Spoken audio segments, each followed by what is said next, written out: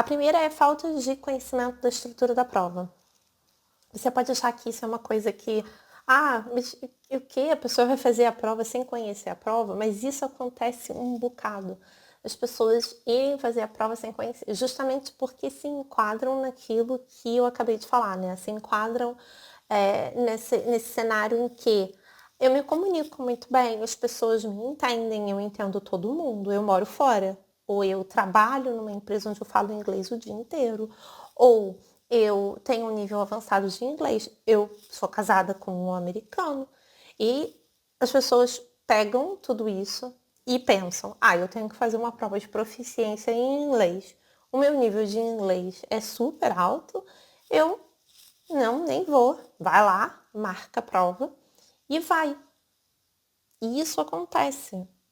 E eu já tive mais de um aluno nessa situação, que chegou até mim depois de ter feito a prova e não ter conseguido o resultado, tendo um bom nível de inglês. E não conseguiu porque foi lá, marcou a prova, é uma prova de inglês, vou pegar e vou fazer. O que acontece com as provas de proficiência, e isso não é uma característica só do TOEFL, mas das provas de proficiência de uma forma geral, é que elas têm estruturas muito específicas. Elas têm particularidades, né? Elas não são como as provas de cursos de inglês. Então, se a gente não conhece a estrutura da prova, corre o risco de chegar lá e vai estar, né? Nem corre o risco, vai chegar lá e você vai estar despreparado. Porque ela vai apresentar uma estrutura diferente daquilo que você espera, porque você está esperando uma prova de inglês tradicional. E você vai chegar lá e você vai ter o desafio do tempo, você vai ter o desafio da estrutura das questões em si, que são completamente diferentes de provas convencionais de inglês, né? Provas de cursos de inglês, ou até mesmo provas que se faz na faculdade. Se você estuda inglês na faculdade, você não faz prova como são as provas do TOEFL.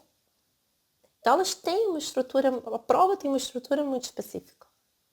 E se você não conhece essa estrutura te pega de surpresa. E aí você não consegue gerenciar o tempo, aí aparecem textos na sessão do speaking, você escuta lectures e conversations na sessão do speaking, e você não sabe o que fazer com aquilo. Aí você tem 60 segundos para dar sua resposta, mas resposta baseada em quê? Você não se preparou, não sabia o que fazer, chegou no centro aplicador, te deram um lápis e papel, para quê? Porque você não estava preparado. Porque você não conhecia, nem tinha ideia de como é a estrutura da prova.